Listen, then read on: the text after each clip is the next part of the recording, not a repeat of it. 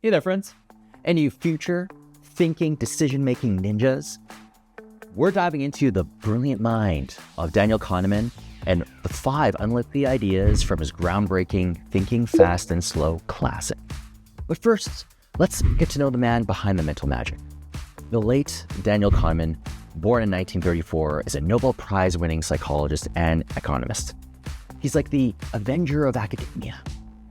And if the Avengers fought cognitive biases instead of alien invasions. Kahneman's work has revolutionized our understanding of judgment, decision-making, and behavioral economics.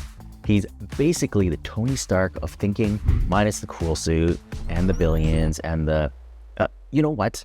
Let's move on. And by the way, we don't even know. He could have been living a secret life.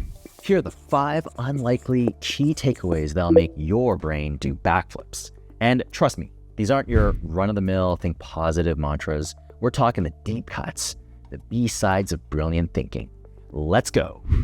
Big idea number 1. Your gut instinct is great, except when it's not. We've all heard it before. Trust your gut. It's the mantra of every motivational posture featuring a soaring eagle or a sunset. But Kahneman's work suggests that while intuition can be powerful, it can also lead us astray in spectacular fashion. Kahneman introduces the concept of the availability heuristic. It's a fancy term for our tendency to make judgments based on how easily examples come to mind.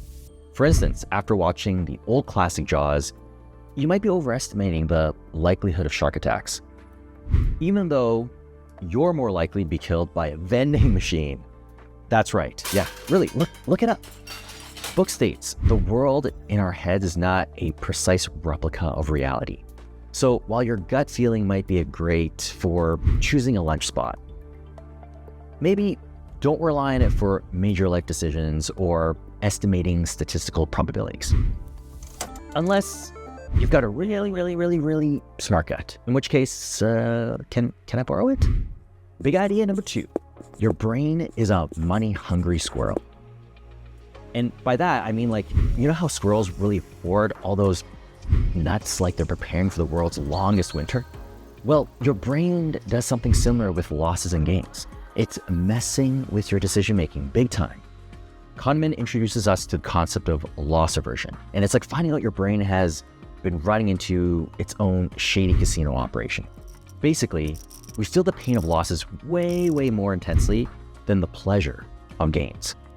In fact, Kahneman found that losses are psychologically about twice. That's right, twice as powerful as gains. So this explains why we hold on to, let's say, losing stocks way longer than we should, or why we should have such a hard time getting rid of that ugly sweater that Auntie Lai gave us. No offense, Auntie. I'll put it on later. This loss aversion can actually lead to increases in risk-taking in certain situations. When faced with a sure loss, we're more likely to take a risky gamble for the chance to break even. It's like our brain is saying, double or nothing, double or nothing. The takeaway, be aware of your brain's nutty behavior when it comes to losses and gains. Next time you're faced with a decision involving potential losses, take a step back, breathe, and ask yourself if you're making a rational choice or if your inner squirrel is just running the show. Big idea number 3. You're probably taking credit for luck more often than you think you should. All right, you high achievers, it's time for a humble pie eating contest. Kahneman's research suggests that we tend to attribute our successes to skill and our failures to bad luck. It's like a cosmic game of heads, I win, tails, you lose. And in the book, Kahneman discusses what he calls the illusion of skill. He used the example of a financial analyst whose long-term performance is often no better than chance. Yet these analysts and their clients often believe they have special skills or insights. Ouch. So the next time you're patting yourself on the back for a job well done, maybe save your little pat for Lady Luck. She might deserve more credit than you think. Big idea number 4. Your optimism is writing checks your reality can't cash. We've all been there, starting a DIY project thinking, how hard could this be? You know, I'm gonna paint this room. You know, it shouldn't take long. only to end up with half a painted room and a newfound respect for professional painters. Turns out, there's a name for this particular brand of delusion: planning fallacy.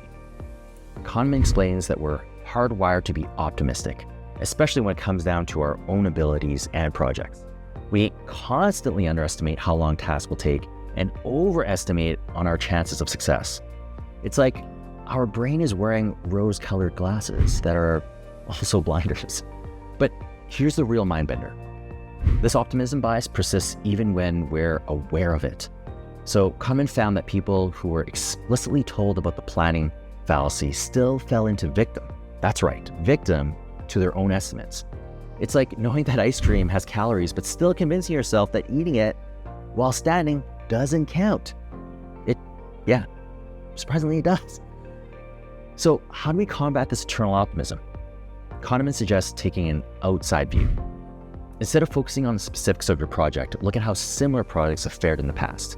It's like using Yelp reviews to temper your expectations for that new restaurant instead of believing their claim of best tacos in the universe, verse.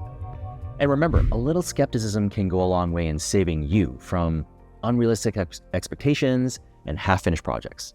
Your future self and your sanity will thank you. Big idea number 5. Your happiness is not what you really think it is. So last but not least, let's talk about happiness. You'd think we'd be experts in our own happiness, right?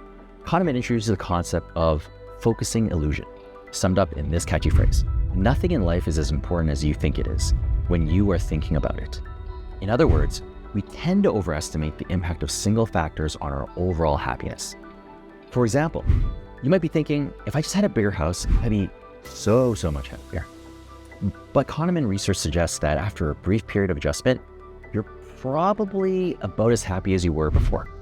It's like when you get a new phone. You're super excited about it, and then it just becomes a phone. And the next year, a hype happens and you get fired up about it, and it's still just a phone. So Kahneman writes, we can think about the life of an individual as a story in which every moment is defined by the feelings it evokes and the memory it will leave behind. In that story, a moment of happiness is just that, a happy moment. Its value is determined by the overall narrative. So what does that mean for us? Well, maybe instead of chasing after that one big thing we think will make us happy, we should focus on creating a life filled with lots of small happy moments. Yeah, that's perfect. And maybe, just maybe, we should spend less time thinking about our happiness and more time actually experiencing it. And there you have it, friends.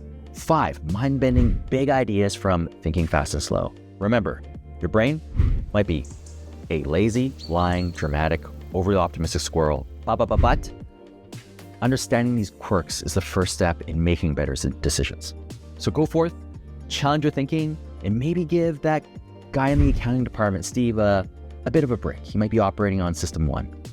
If you enjoyed this video, don't forget to like, comment, and of course, subscribe.